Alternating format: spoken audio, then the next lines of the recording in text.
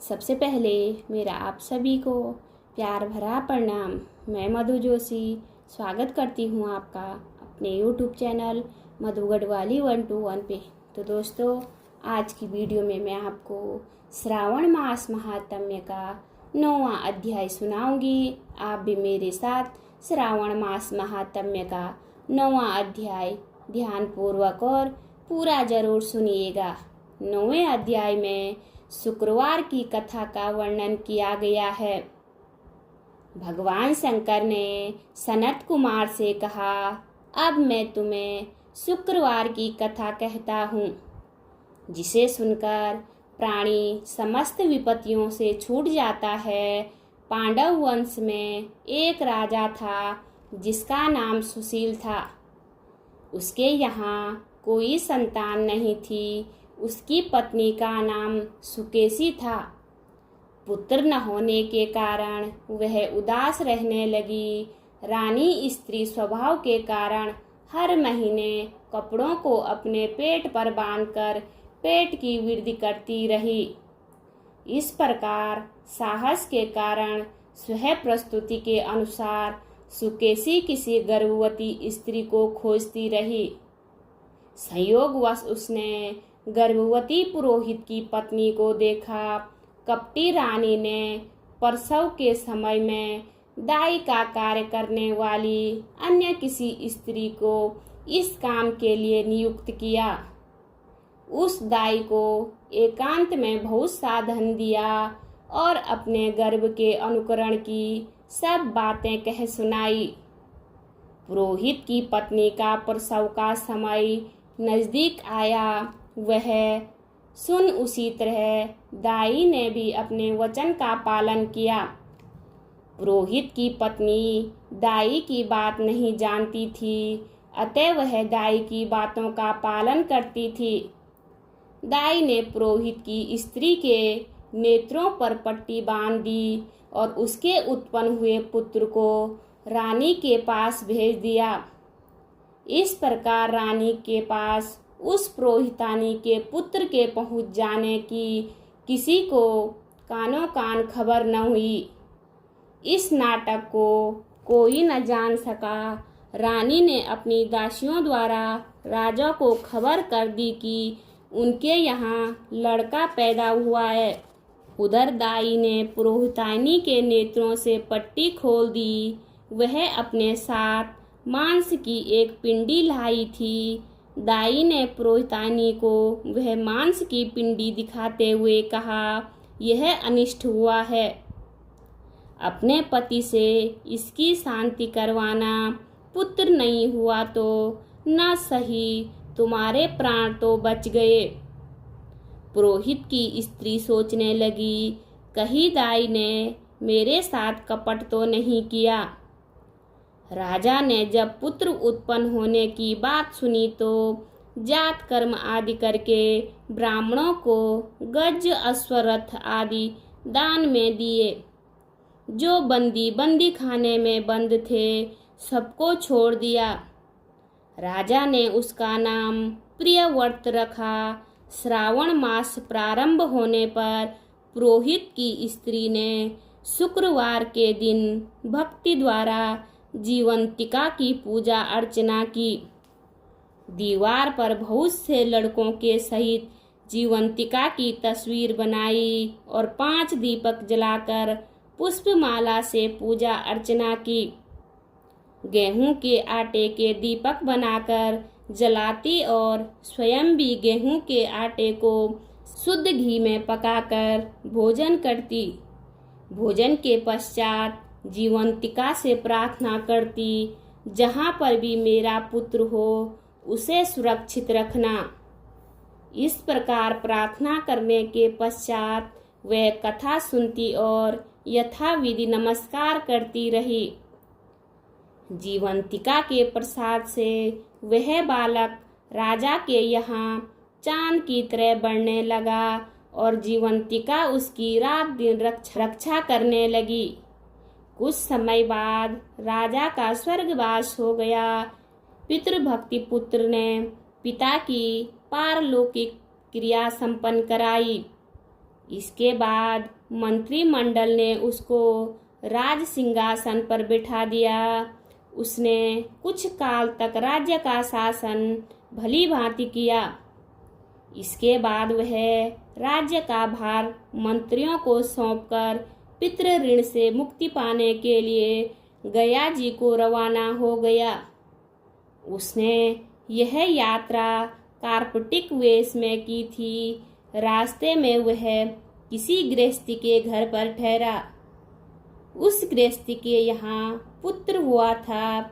इससे पहले के 5 पुत्रों को षष्ठी देवी ने मार डाला था, परंतु इस बालक को षष्ठी देवी नहीं मार सकी। राजा के वहाँ रहने के कारण जीवंतिका देवी उसकी रक्षा कर रही थी। गृहस्थ ने जब अपने लड़के को जीवित अवस्था में देखा तो उसको पक्का विश्वास हो गया कि यह बालक अतिथि राजा के कारण ही जीवित है। उसने राजा से एक दिन घर पर ठहरने की कृपा की, क्योंकि आपकी कृपा से ही मेरा यह छठा पुत्र जीवित है।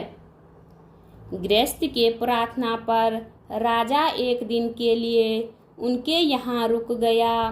फिर वह गैया जी चला गया और वहाँ पिंड देने लगा। पिंड देते समय उसे बड़ा आश्चर्य हुआ। उसने देखा कि पिंड को ग्रहण करने के लिए 2 हाथ बाहर निकल रहे हैं। एक विद्वान ब्राह्मण ने उससे पूछा, यह सब क्या मामला है? ब्राह्मण बोला, ये दोनों हाथ तुम्हारे पिता के हैं। घर जाकर अपनी माता से पूछना कि ऐसा क्यों हुआ। तुम्हारी माता ही बताएगी। लौटते समय राजा फिर उसी गृहस्थी के यहाँ ठहरा। उसके यहाँ अब दूसरा पुत्र पैदा हुआ था, जो केवल 7 दिन का था। इस लड़के को लेने जब षष्ठी देवी आई तो जीवंतिका देवी ने उसे बालक को नहीं ले जाने दिया। षष्ठी देवी ने जीवंतिका देवी से पूछा, आप इन लड़कों को क्यों बचा रही है? इसकी माँ ने कौन सा व्रत किया है जो दिन रात आप इसकी रक्षा करती हो? राजा भी उस समय जाग रहा था। वह दोनों देवियों की बात सुन रहा था। वह नींद का बहाना करके पड़ा रहा। जीवंतिका बोली, इनके यहाँ जो अतिथि ठहरा हुआ है उसकी माँ श्रावण के महीने में शुक्रवार के दिन मेरा पूजन तथा व्रत नियम अनुसार करती है। वह नियम क्या है और किस प्रकार किया गया है वह सब तुम्हें बताती हूँ। इसकी माँ उस दिन हरे रंग के वस्त्र और हरे रंग की चूड़ियाँ नहीं पहनती, चावल के धोवन को कभी नहीं लांघती, हरे पत्तों के मंडप के नीचे नहीं जाती, हरे रंग की साग सब्जी नहीं खाती। यह सब कुछ वह मेरे लिए ही करती है, इसलिए मैं उसकी तथा उसके पुत्र की रक्षा करती हूँ। षष्ठी देवी और जीवंतिका देवी का वार्तालाप सुनकर राजा सुबह उठकर अपने राज्य में आ गया। राजा ने अपनी माता से पूछा, हे माता, आप जीवंतिका का व्रत करती है तो उसकी विधि क्या है? राजा की माता ने उत्तर दिया, मैं जीवंतिका का व्रत नहीं करती, इसलिए मुझे उसकी विधि का कुछ भी ज्ञान नहीं है। यह सुनकर राजा को बड़ा आश्चर्य हुआ और सोचने लगा कि मेरी माता कौन है।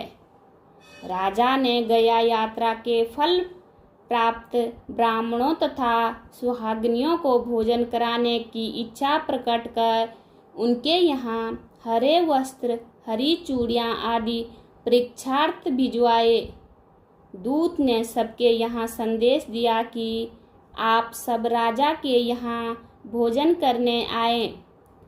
पुरोहित की पत्नी ने राजदूत से कहा, मैं हरे रंग की कोई चीज नहीं लेती। राजा को यह समाचार मिलने पर उसने पुरोहित पत्नी के लिए लाल रंग के वस्त्र और लाल रंग की चूड़ियां भेजी। पुरोहित पत्नी ने उन चीजों को ले लिया और राजमहल में आई। पुरोहित पत्नी को देखकर राजा ने हाथ जोड़कर उसका अभिवादन किया और नियम का पालन करने का कारण पूछा। उसने इसका कारण शुक्रवार व्रत बताया। राजा को देखकर उसी समय उसके स्तनों से मातृ प्रेम के भाव के कारण दूध निकलने लगा। उस दुग्ध से राजा भली प्रकार सिंचित हो गया। मैं 2 हाथ निकलने से तथा रास्ते में गृहस्थी के यहाँ देवी से बातचीत और स्तनों से दूध निकलने से राजा को पक्का विश्वास हो गया कि यही उसकी माता है। राजा ने पूछा, हे माते, भय मत करो और मुझे मेरे जन्म का सही सही हाल बताओ। सुकेशिनी ने उसके जन्म के सब तथ्य बता दिए। राजा ने प्रसन्न होकर अपने जन्म देने वाली माता पिता को नमस्कार किया और उनको संपत्ति देकर उनका मान बढ़ाया। एक दिन रात को राजा ने जीवंतिका से प्रार्थना की, हे देवी, मेरे जन्मदाता पिता तो मौजूद है, फिर गया में पानी से 2 हाथ किसके निकले थे? देवी ने राजा को ख्वाब में ही उत्तर दिया, हे राजन, मैंने तुम्हें विश्वास दिलाने हेतु ऐसी माया रची थी, इसमें तुम कोई संदेह ना करो। भगवान शंकर बोले, हे सनत कुमार, मैंने तुम्हें शुक्रवार के व्रत करने का महात्म्य कह सुनाया। इस व्रत को श्रावण के मास में करने से मनुष्य की समस्त इच्छाएं पूर्ण हो जाती है। बोलिए शिव शंकर भगवान की जय। उम्मीद करती हूँ आपको वीडियो पसंद आई होगी।